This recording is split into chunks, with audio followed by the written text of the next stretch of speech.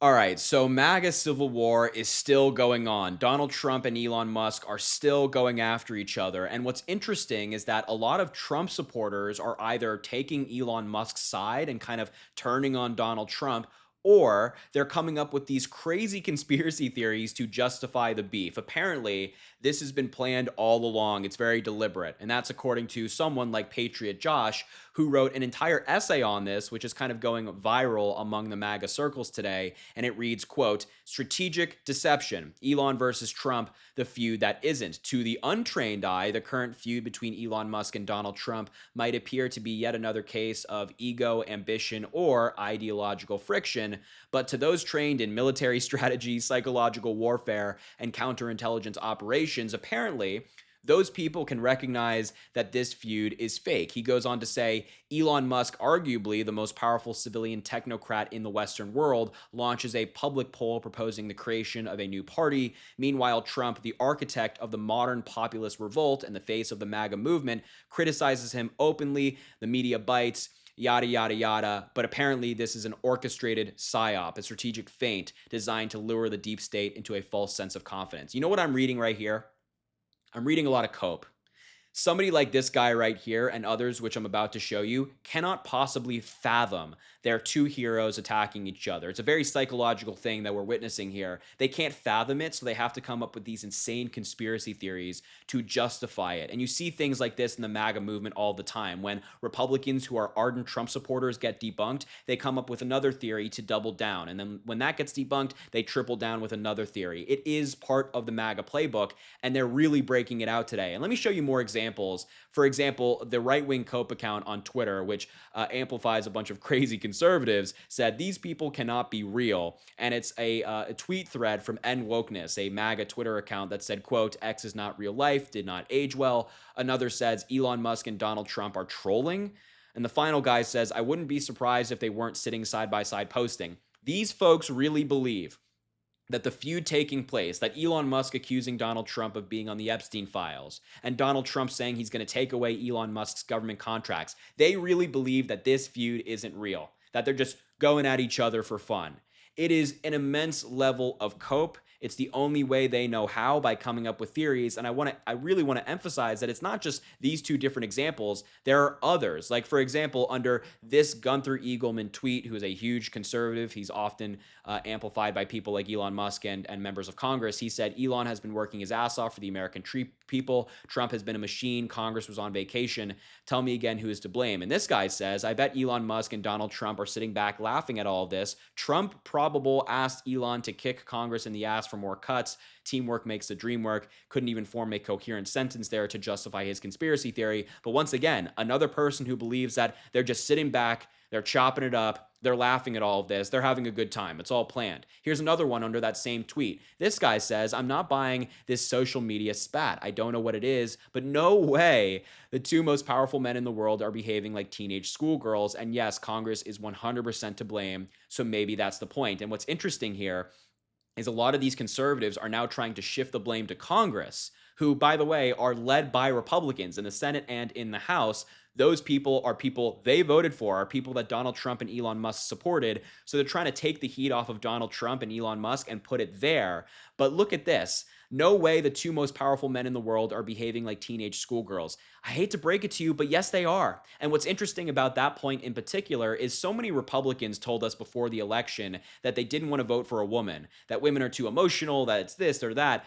Really? Because Kamala Harris is a dedicated public servant who has been in positions of power for decades. Donald Trump and Elon Musk are two narcissistic billionaires who, by his own admission, are behaving like teenage schoolgirls. So please, I'm waiting for the MAGA follow-up on who's too emotional to lead, because to me, it seems like Donald Trump and Elon Musk are far too emotional to lead. And this revolt against Donald Trump, or these conspiracy theories, are even taking place on Donald Trump's own social media platform, Truth Social. Like, for example, these are some of the replies to Donald Trump's Truth Social post going after Elon Musk. This guy says, why are you picking a fight with one of your best allies? So stupid. Please don't display your differences on social media. Oh man, says Sharon, don't jump all over Elon. Another page of these responses. We love you, POTUS, but we love Elon as well. We're a team. Stop the infighting. KitKat says, I'm not sure you're going to see this. I really hope and pray that you do. The country needs you and Elon. So if you two could just work out your differences, that would be fantastic. Or this person saying, not a good look, Trump. And as you'll notice, all of these replies under Donald Trump's post have thousands and thousands of likes. Like the Cadiz Staggs one says, the not a good look for Trump has 3,600 likes. That's pretty significant. That's a lot of people saying, hey, Trump, stop doing this.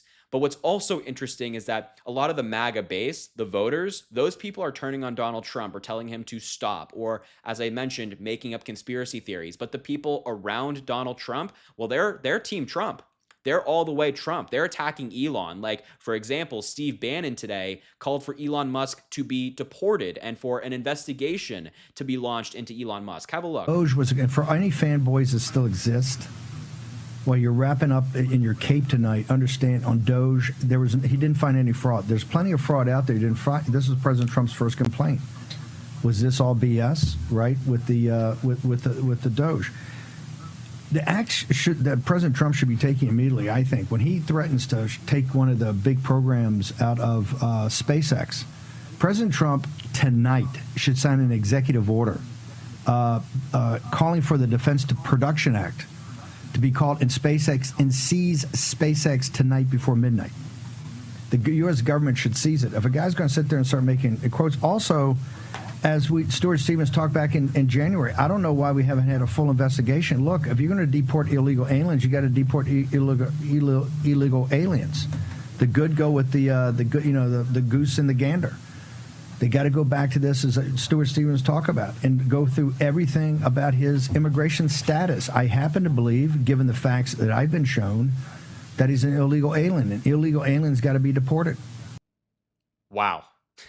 They are going so far as to suggest that Elon Musk should be deported. This is a kind of a consistent theme in the Trump inner circle. These people who are really close to Donald Trump, they're not bucking. They're not removing him.